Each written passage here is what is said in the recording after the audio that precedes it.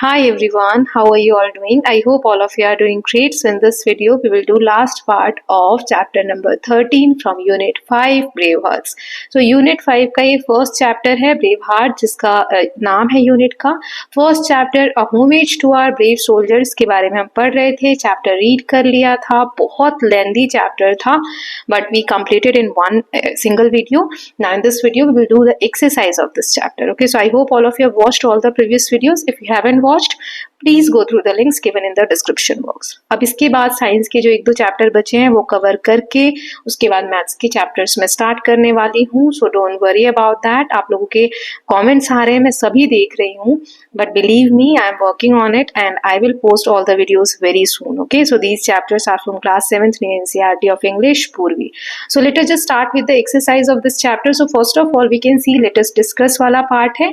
यहाँ पे क्वेश्चंस दिए गए हैं, 3 क्वेश्चन है, एक एक करके देखेंगे. पहला है why was Ananda reminded of the poem पुष्प की अभिलाषा. हमने पोएम रीड की थी कि अभिलाषा चाह नहीं कि मैं सुरबाला के हारों में गूथा जाऊं या कुछ ऐसा हमने पढ़ा था पोएम. तो उसको क्यों रिमाइंड आया आनंद को पोएम? तो चलिए इसका आंसर देख लेते हैं. Ananda was reminded of poem because देखो चैप्टर पढ़ाते वक्त ना मैंने इसको आनंद रीड किया. ओके, सो मैंने बॉय समझ के रीड किया but it's Ananda. Okay, so that's my mistake, please correct it. लेकिन कोई बात नहीं, नाम ही तो अलग है. बस बात तो सेम ही है ना कि एक फ्रेंड ने दूसरे के साथ एक्सचेंज किया लेटर और उससे एक दूसरे को इंस्पिरेशन दिया है ना, मोटिवेशन दिया. सो यहाँ पर हम गर्ल का नाम देख लेंगे Ananda. So Ananda was reminded of the poem. वो पुष्प की अभिलाषा पोएम उसको इसलिए याद आई.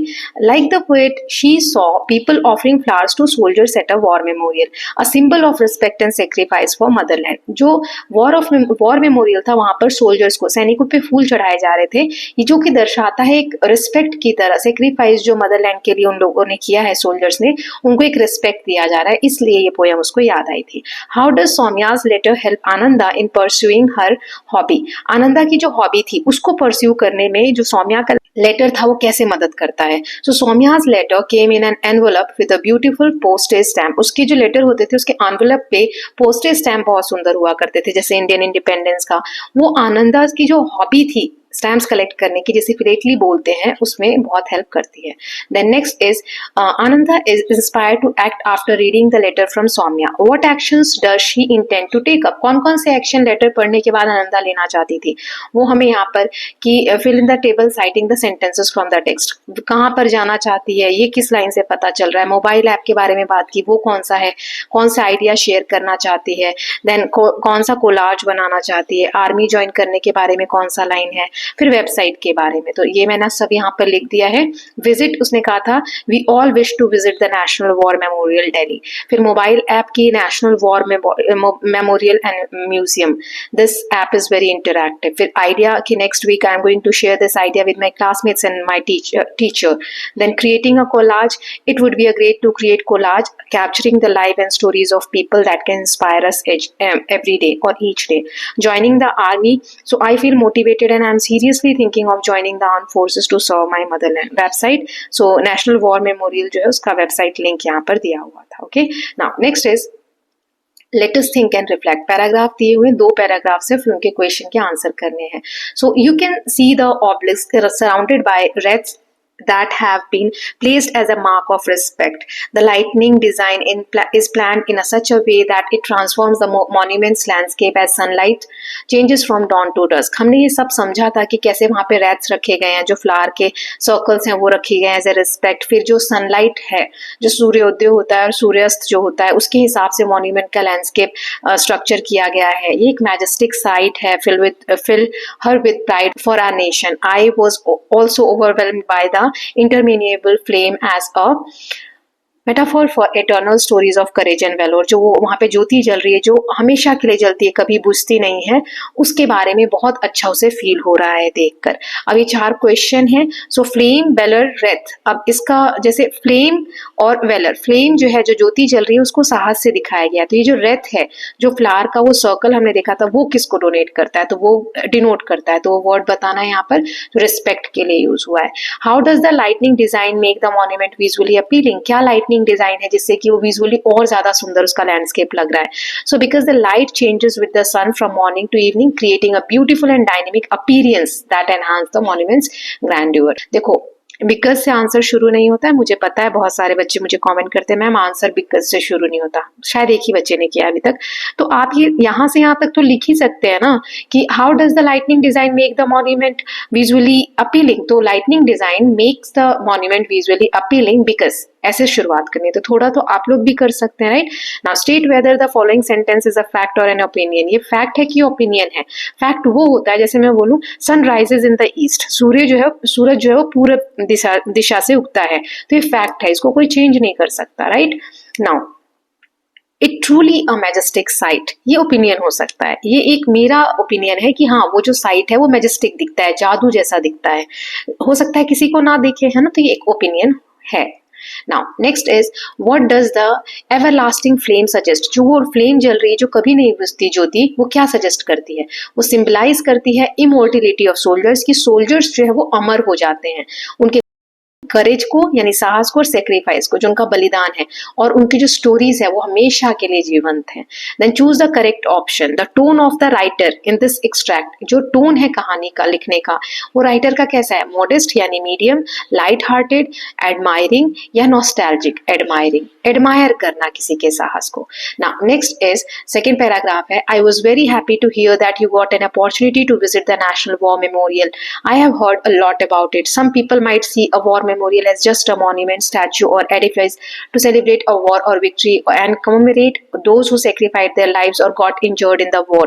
In my view, it is an expression of deep gratitude for the supreme sacrifice made by our brave soldiers defending the sovereignty and integrity of the country। देखो ये paragraph मैंने जल्दी जल्दी इसलिए रीड किया है कि ऑलरेडी चैप्टर इतना बड़ा था, मैं सारी चीजें डिटेल में समझा चुकी हूँ, तो जिनको भी नहीं समझ में आ रहा है चैप्टर देख सकते हैं।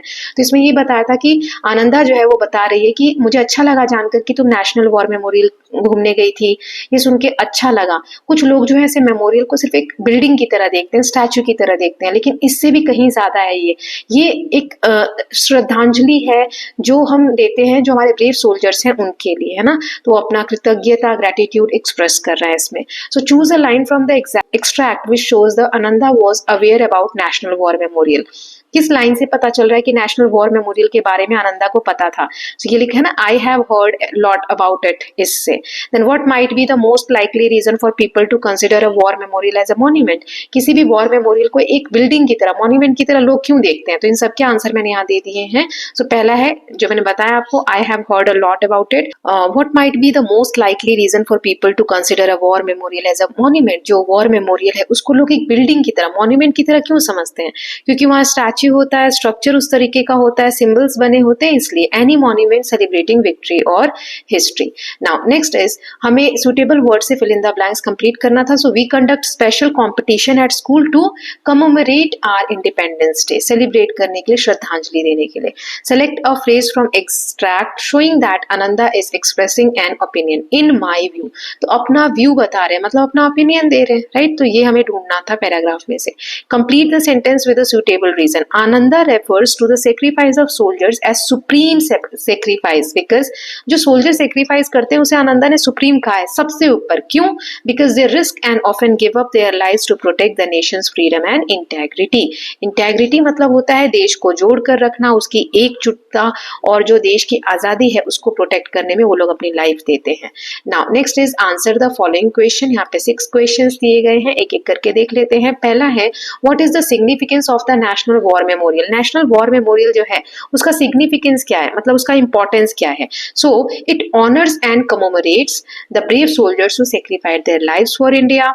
It reminds citizens of the cost of freedom and keeps alive the spirit of patriotism and gratitude। देश के प्रति जो हमारा देशभक्ति है उसको जागरूक रखने में, लोगों को रिमाइंड करने में, हमें किस कॉस्ट पे, किस कीमत पे आजादी मिली है वो याद कराने में, हम कृतज्ञ होने चाहिए, देश के प्रति हमारा आभार होना चाहिए, इसको याद दिलाने में काम आते हैं memorials. Then Lance Naik Albert Eka is an example of selflessness, determination and exceptional courage. Elaborate. So he fought fearlessly in 1971 Indo-Pak War। जब वॉर हुआ था तो एका जी ने बहुत अच्छे से अपना बहुत बिना डरे एक दृढ़ निश्चय करके एक्सेप्शनल उन्होंने करेज दिखाया था, साहस दिखाया था. Destroyed enemies bunker despite being seriously wounded and continued fighting until the objective was captured. He ultimately laid down his life, showing supreme bravery and devotion to his duty. Now, next is explain how the National War Memorial and Museum app will be helpful in spreading awareness about war heroes. War heroes के बारे में ये app या जो ये memorial है कैसे help करेगा जागरूकता फैलाने में, अवेयरनेस फैलाने में. तो ये जो ऐप है ना, म्यूजियम ऐप, ये इंटरैक्टिव है, इसमें बहुत सारी बातें आप जान सकते हैं. 21 लैंग्वेजेस में ये बताता है. And it provides stories, murals, and information about soldiers and battles, helping students and citizens learn and feel proud of India's hero. Now, why is it our duty to pay homage to our brave soldiers? हमें अपने soldiers के प्रति homage देना चाहिए, श्रद्धांजलि दिखानी चाहिए. ऐसा क्यों? क्योंकि वो हमें प्रोटेक्ट करते हैं, हमारे बॉर्डर्स को, हमारे फ्रीडम को, by risking their lives. Paying homage shows respect, gratitude and recognition for their courage and sacrifice. उनका जो साहस है, उनका जो त्याग है, उसके प्रति हमारा रिस्पेक्ट होता है, ग्रैटिट्यूड होता है और रिकॉग्निशन होता है. मतलब उनके त्याग को हम पहचान देते हैं. Then what is the main idea of this text? ये जो हमने कहानी पढ़ी, इसका मेन आइडिया क्या है? जो लेटर्स के थ्रू हमने सारी डिटेल्स पढ़ी. How does this justify the title of homage to our brave soldiers? तो इसका जो मेन आइडिया है वो है ऑनर, सम्मान देना, the bravery, sacrifice and patriotism. Patriotism मतलब देशभक्ति, जो हमारे इंडियन सोल्जर्स की, उनको अपने एक्सपीरियंस के थ्रू, जो दो फ्रेंड्स हैं उनके एक्सपीरियंस के थ्रू ऑनर देना. It justify the title. इसका जो टाइटल है स्टोरी का वो जस्टिफाई कर रहा है, because the entire chapter is tribute. एक तरीके से श्रद्धांजलि तो है सारे जो ब्रेव हार्ट्स हैं, हमारे जो बहादुर वीर हैं उनके प्रति, है ना, जो हमारे देश को सेफ रखते हैं.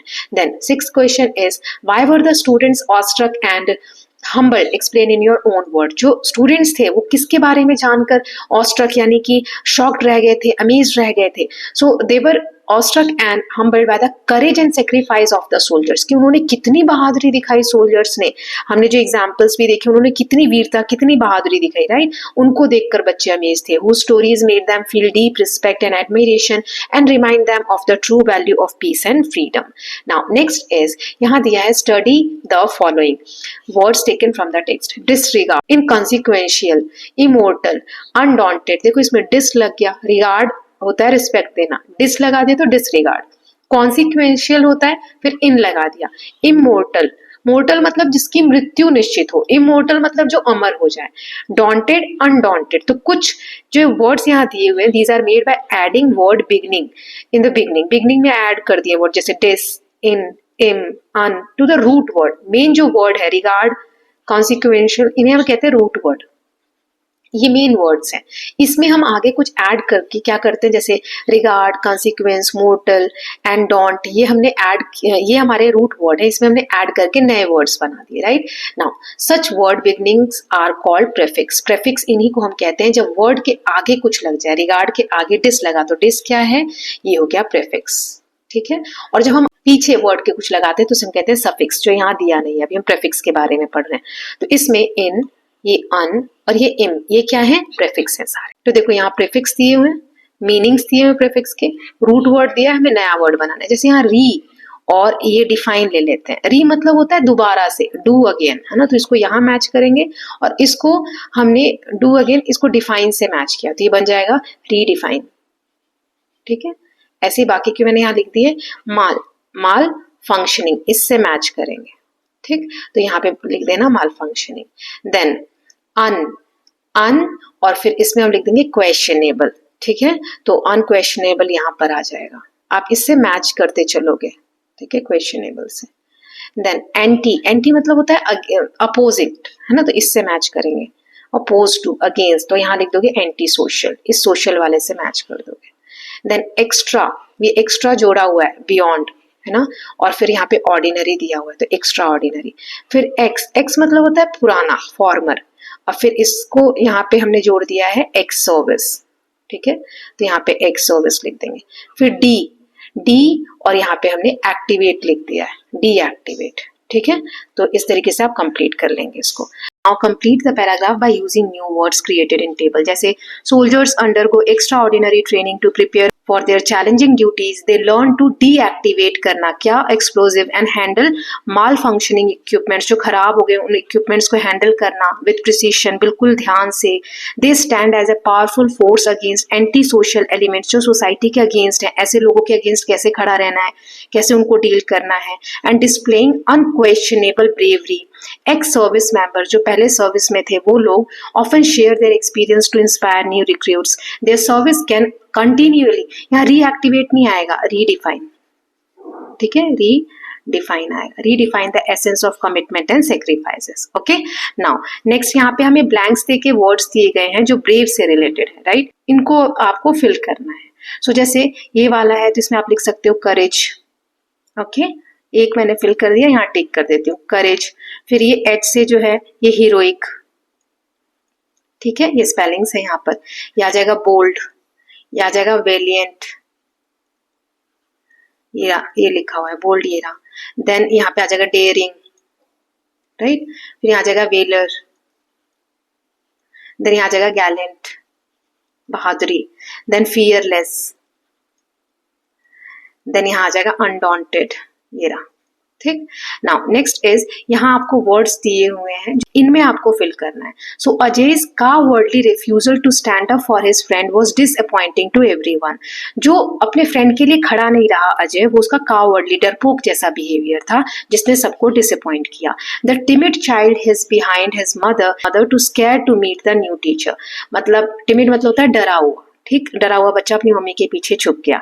अंजलि's fear, अंजलि का जो डर है हाइट्स को लेके, वो प्रिवेंट करता है उसको जो बड़ी सीढ़ियां उस पर चढ़ने से। सुषमा फेल्ट अफ्रेड, सुषमा को डर लगता है as she enter the dark abandoned building alone, अगर वो अंधेरे में अकेले में जाती है। तो ये चारों वर्ड्स आपको फिल करने थे ना। यहाँ जो सेंटेंसेस दिए गए हैं ना, इसको, ये जो टेक्स्ट है इसको डिवाइड करना है दो पार्ट्स में, ठीक है।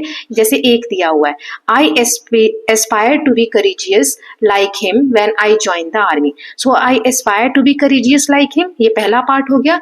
When I join the army, ये दूसरा पार्ट हो गया। तो ऐसे ही बाकी के ये आपको करने हैं, तो यहाँ मैंने करके दे दिया है। जैसे पहला तो दिया ही हुआ था। सेकेंड है, दे exchange letters and share their feelings of gratitude for the freedom they enjoy because of sacrifice made by the brave hearts of the country.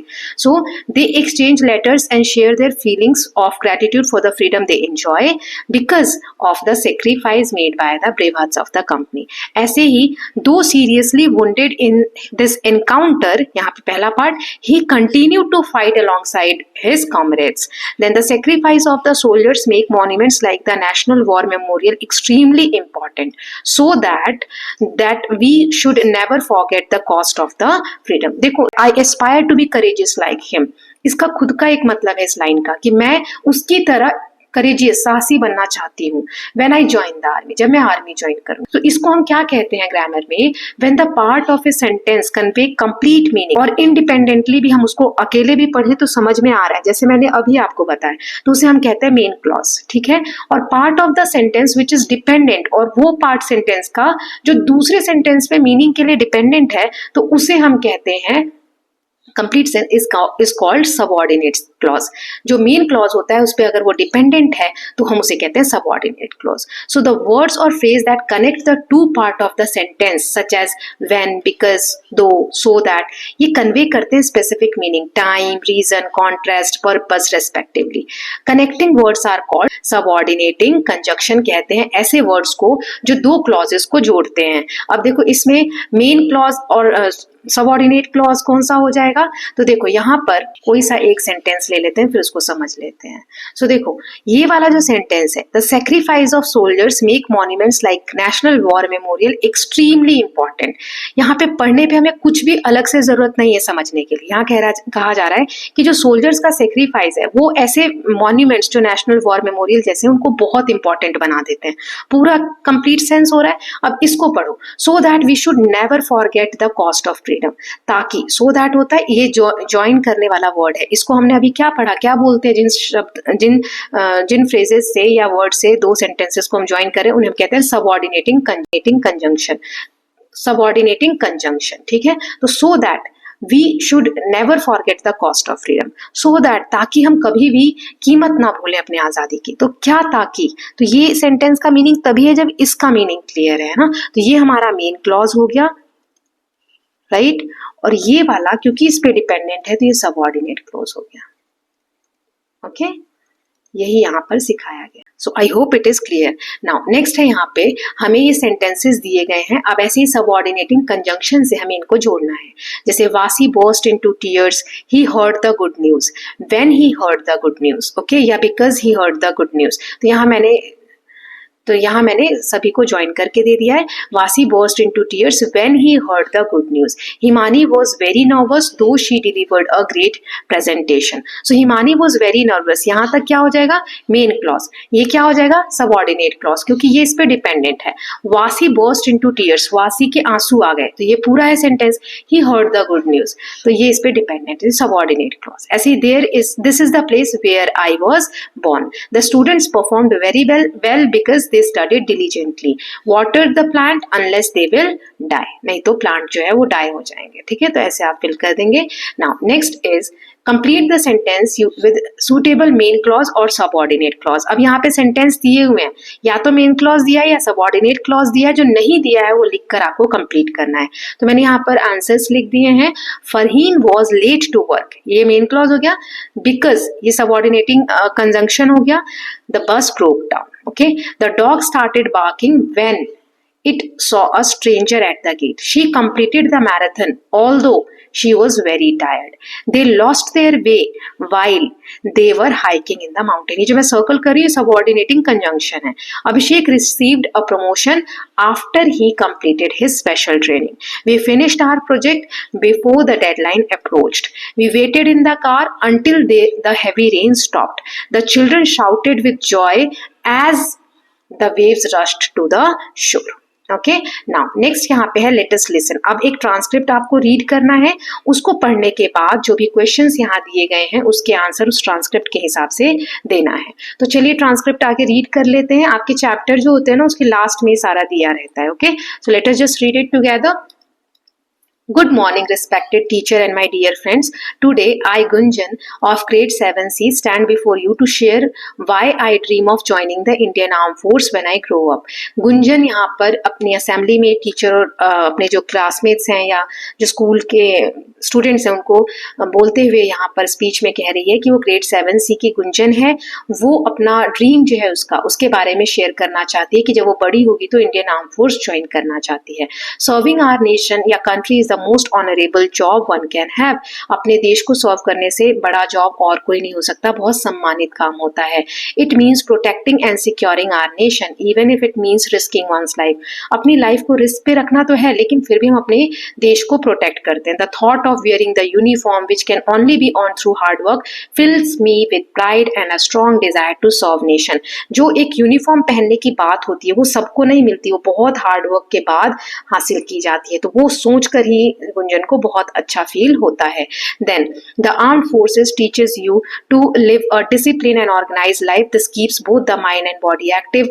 Soldiers are always ready to face challenges because of this discipline। Soldiers जो होते हैं वो बहुत active रहते हैं challenges को face करने के लिए, उनकी बॉडी बहुत एक्टिव रहती है क्योंकि उनकी जो लाइफ स्टाइल है बहुत डिसिप्लिन होती है। Additionally regular exercises and training keep soldiers physically fit and ready for any situation. This preparation is something I greatly admire and wish to achieve. Lastly, being a soldier means having new experience and adventures every day. Each day brings new challenges, teaching important lessons and helping one grow.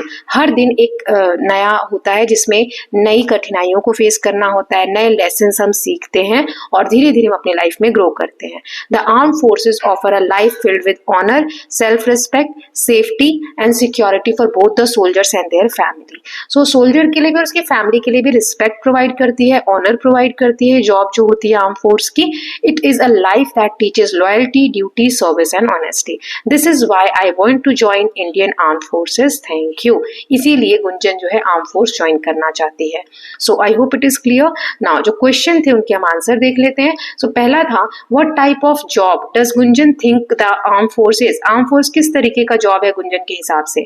So Gunjan thinks that serving in arm force is the most honourable job one can have. What feature of arm forces fills Gunjan with pride. कौन से feature है arm force के जिसकी वजह से गुंजन को बहुत गर्व महसूस होता है? Wearing the uniform which can be earn only through hard work and dedication fills Gunjan with pride.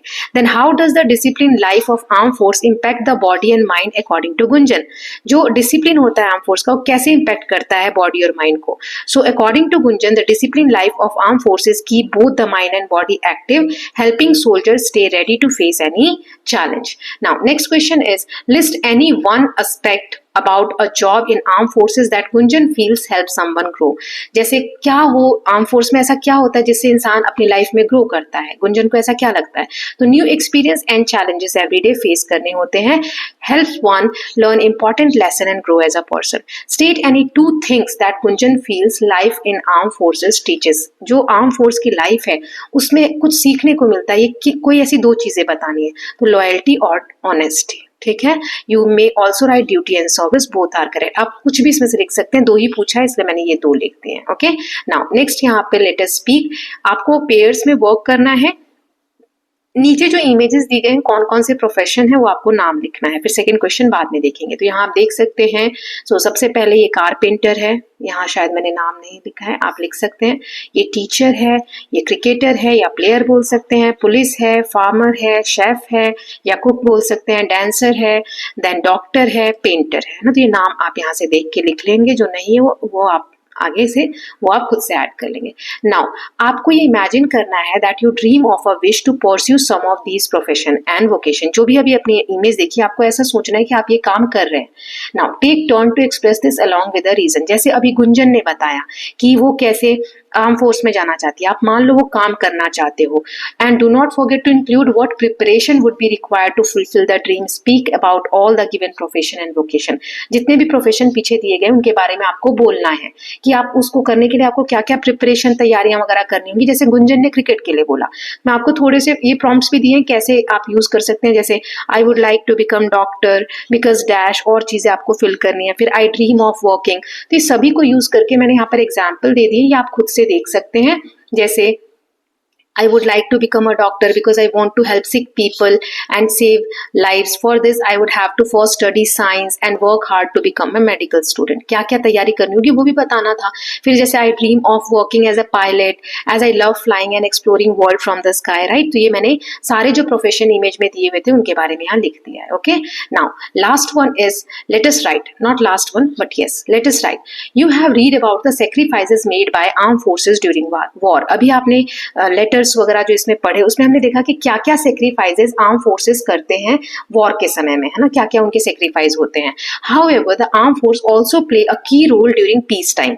जब शांति बनानी होती है समाज में, सोसाइटी में, तो भी arm force important role play करती है. तो आपको एक लेटर लिखना है अपने फ्रेंड को शेयर करते हुए how the arm forces contribute their service during the time of natural calamities. जब कोई प्राकृतिक आपदा आती है, जैसे कहीं बाढ़ आ गई या अर्थक्वेक आ गया, तब आर्म फोर्स कैसे कंट्रीब्यूट करते हैं अपनी सर्विस को वो बताना है. इंफ्रास्ट्रक्चर डेवलपमेंट में कहीं पे बिल्डिंग ब्रिजेस बन रहे हैं, कहीं दूर दराज एरिया में, वहां उनका क्या काम है. वेलफेयर इनिशिएटिव, जैसे कहीं मेडिकल कैंप लग रहे हैं या लाइब्रेरीज वगैरह एस्टैब्लिश हो रही हैं, तो उसमें उनका क्या रोल है उसके ऊपर एक लेटर लिखना है. तो मैंने यहाँ पर एग्जाम्पल दे दिया है. जैसे यहाँ पहले एड्रेस लिखेंगे, अपने फ्रेंड का नाम लिखेंगे. I hope you are doing well. Recently I learn that arm forces serve our nation not only during war. कि आर्म फोर्स जो है वो सिर्फ वॉर में ही हमारे देश की सेवा नहीं करते, लेकिन शांति के समय भी वो मेजर रोल प्ले करते हैं. नेचुरल कैलामिटीज, जो प्राकृतिक आपदा जैसे फ्लड एंड अर्थक्वेक है, उनसे रेस्क्यू करने में लोगों को, उनको फूड, शेल्टर और मेडिकल हेल्प प्रोवाइड करने में वो हेल्प करते हैं. इंफ्रास्ट्रक्चर के डेवलपमेंट में, जैसे ब्रिज बनाने में, रूट्स बनाने में, एयर स्ट्रिप्स बनाने में रिमोट एरिया में, है ना. Apart from this arm forces conduct medical camp, blood donation drives, literacy programme to help local community. This selfless service and discipline inspire all of us contribute to our company in every possible way. तो ऐसे आप लिख के with love your sincerely यहाँ आप अपना नाम लिख सकते हैं. ठीक है. तो ये थोड़ा छोटा है, हो सकता है आपको सही से ना दिख रहा हो, तो मैंने यहाँ पे जूम करके दे दिया है. हाफ पार्ट यहाँ दे दिया और हाफ पार्ट यहाँ है. ठीक है. तो ये आप लिख लेंगे. आप चेंजेस भी कर सकते हैं अपने हिसाब के ना, अपने हिसाब से. पार्ट इज लिटोर. यहाँ पर आपको दिया गया है पहले every branch of arm force has a motto. जितनी भी ब्रांचेस आर्म फोर्स की, Indian army, Indian air force, Indian navy, उनका एक लोगो, एक मोटो होता है, एक उद्देश्य होता है. जैसे इंडियन आर्मी का है सेवा परमो धर्मा, सर्विस बिफोर सेल्फ. फिर इंडियन एयरफोर्स का है नभ स्पर्शम दीप्तम, touch the sky with glory. Indian navy का है शामनो वरुणा, be auspicious unto us O Varuna. तो ये सारे ये मोटो हैं, ठीक है, जैसे आपके स्कूल का कोई मोटो होगा उसी तरीके से। Now next is India has many other forces that serve the nation. और भी फोर्सेस हैं, for example CRPF, central reserve police force, ऐसी और फोर्सेस के बारे में आपको पता करना है और टीचर के साथ डिस्कस करना है। जैसे मैंने एग्जांपल दे दिया है, CRPF central reserve police force, ये इंटरनल सिक्योरिटी और कोई इमरजेंसी है उसको हैंडल करने का काम करती है। फिर बीएसएफ बॉर्डर सिक्योरिटी फोर्स, ये इंडिया के बॉर्डर्स को गार्ड करते हैं, जो पाकिस्तान और बांग्लादेश के साथ हमारे बॉर्डर्स हैं।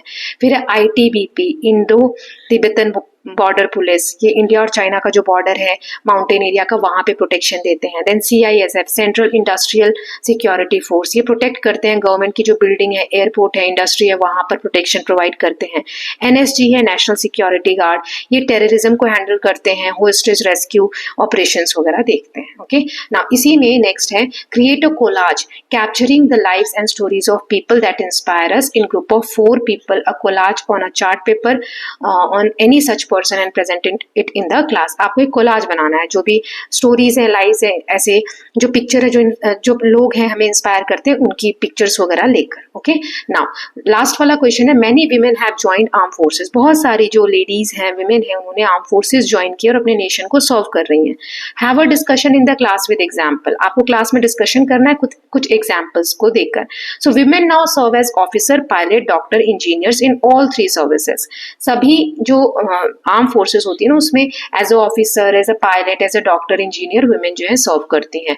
वो इक्वल करेज एंड स्किल, जैसे मेन के पास होता है साहस, वैसे ही उनके अंदर भी होता है। The inclusion of women represent progress and equality in arm forces. औरतों का जो इंक्लूजन हुआ है आर्मी में, आर्म फोर्सेस में, उससे हमारे समाज में प्रोग्रेस और इक्वालिटी दिखाई जाती है, जो आर्म फोर्स में अब आ गई है। एग्जाम्पल्स जैसे गुंजन सक्सेना, इनके ऊपर आपने मूवी भी देखी होगी, first women to fly in combat zone during Kargil war. Shivangi Singh, India's first women Rafale pilot. Then captain Abhilasha Barak, first women combat aviator in Indian army. ऐसे बहुत से एग्जाम्पल्स हैं, तो वो आप देख सकते हैं। Okay, so with this students we are done with chapter number 13 completely. 2 parts में चैप्टर कंप्लीट हुआ है। Chapter was lengthy but it's worthy. हमने बहुत सारी चीजें जानी इस चैप्टर से। I hope all of you have enjoyed the chapter. So इसके साथ स्टूडेंट्स हमने यूनिट 5 ब्रेव हार्ट्स का first chapter a homage to our brave soldiers कर लिया है। चैप्टर नंबर 14 और चैप्टर नंबर 15, ये 2 रह गए हैं। 14 I will upload very soon and then 15। Okay, so we are going to finish the entire book in 1 or 2 days. So I hope all of you are enjoying it. So if you have any doubt, please let me know in the comment section. And we'll meet very soon with the new video. Till then, please take care of yourself, keep learning, keep revising, and don't forget to subscribe the channel for more such videos. Thank you so much.